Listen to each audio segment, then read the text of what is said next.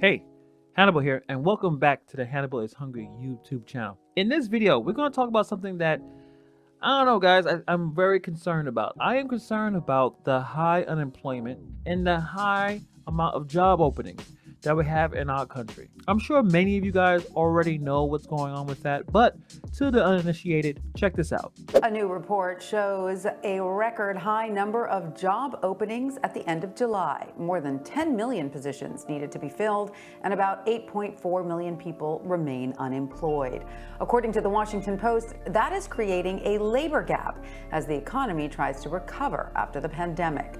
Last week, we learned 235,000 jobs were added in August, but that is short of the monthly average increase we've seen so far this year. And we also have to worry about this phenomenon we call the Great Resignation. What is that all about? In the month of May alone, 3.6 million Americans quit their jobs. And that's down from the month before, with almost 4 million walking out the door in April. A 2-decade high, by the way. It's what's being called the Great Resignation. So why are so many people leaving? With the pandemic, I was kind of just like, it was a lot of reflection time. I know what I want out of my career, might as well just make the move. Some say they feel burned out after working through a year that had so many challenges. People's mental health are so bad right now. People are prioritizing that a lot more than like their jobs or anything else. As employees continue to reevaluate their career priorities, it's unlikely this Great Resignation will be ending anytime soon. And I know many of you are asking why most of us who are independent contractors care about people in their W-2 jobs. Who cares who's not getting work, who isn't interested in getting work, and why there's so many people not looking for work, and why there's so many jobs open. Job openings and labor turnover, known as JOLTS, expecting a number over 10 million, and we end up with a strong number, 10,934,000. 10.934 million. This is July, the 7th month of 21, and it's the 7th month in a row, and it does underscore that with record job openings, this data point goes back to 2000, never been higher, that we can't seem to be playing match game correctly with the openings versus those that need to come out of the unemployed force and move into the labor force. The reason why I think it's important for all of us to understand, or for all of us to be aware of, is because many of these people who are not looking for work are probably looking to go and join the gig economy. Yes, more saturation is going to happen because many of these people do not want to go back to their old job. They do not want to go back to their old life. We can all relate, at least for me. Last year, I had a W-2. Now I'm doing gig work full time. Many people are going through a lot right now. They're thinking about what's important in life.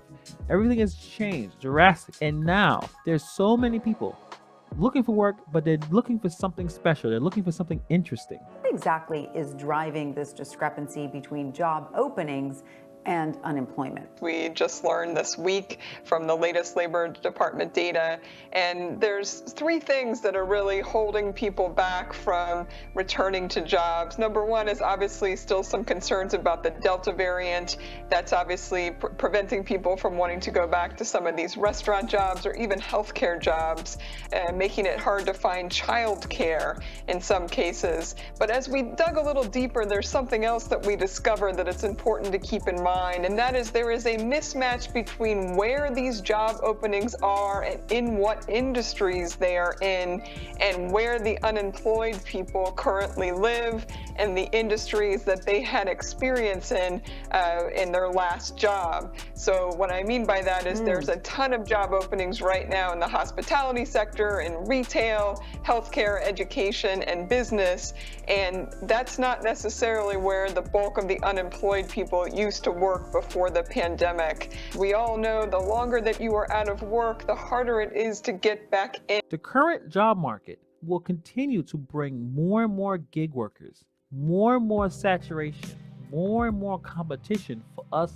to deal with.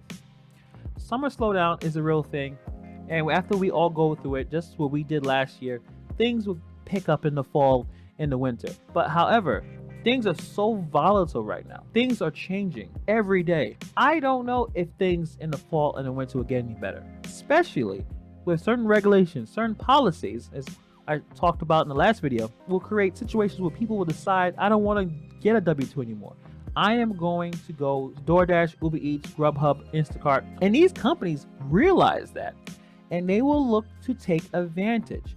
Keep the base wage low, not fix many of the problems that we go through every day while we use these apps. This will continue to be a problem because they have unlimited amount of labor. People are worried about Delta variant. They're not interested in going into industries where many of the jobs are open. But the thing is, to thrive in the gig economy, we all cannot be in the gig economy. We all can't go on DoorDash. We can't all go on Uber Eats because there'll be no orders. We need many of those people who are sitting on the sidelines, not working, to go back to do W-2. We may not want to say that out loud. We have millions and millions of people who are not working. We have millions and millions of jobs that are not being taken. Many of the jobs that are open right now, the hospitality jobs, fast food, restaurants, we need those jobs to be taken by somebody to make our jobs easier when we do food delivery. That we're not sitting at the restaurant waiting forever for the order because they're short-staffed. We need people to take these jobs. Yes, many of these jobs that we don't want, somebody has to take them. And if no one is taking them, and everyone wants to do what we do, it's just not sustainable. Now, mind you, Tony Hsiu, they would love to have 6 million Dashers just running around barely making enough money so they can make sure they get all their orders done. As DoorDash, Grubhub, and Uber Eats fight for the marketplace, Instacart, UPS, Walmart, they're all trying to battle for the marketplace. These jobs are going to be taken very quickly and be saturated by the millions and millions of people who are not looking to go back to a W-2. Right now, many people are searching for what they really want to do in life, and it's creating a situation where while they do that, they're probably going to sign up to do DoorDash. They're probably going to sign up to do Uber. And that is going to create more and more of a problem for us gig workers. I think it's very important for us, especially gig workers, especially people who need this income, to spend many hours going out there, grinding, doing it every day, to start to prepare yourself for the idea that things may not necessarily get any better in the fall or winter, that things may either stay the same or get worse. It's very important to look at the current economy. Things are so volatile right now. Things are so chaotic that certain policies that the government is doing, certain economic indicators that many people who follow money and follow what's going on, follow the inflation, follow all these kind of crazy things that's happening, that you have to be careful, that you don't want to get stuck in a situation that you feel that you're trapped, you feel like you're in a position that you're not making the kind of money you want to make. Start to prepare for the fact that some of these gig apps will not be sustainable in the future. That's all I have for this video today. What do you guys think? Agree, disagree? Put in the comments below, and I'll see you guys in the next video.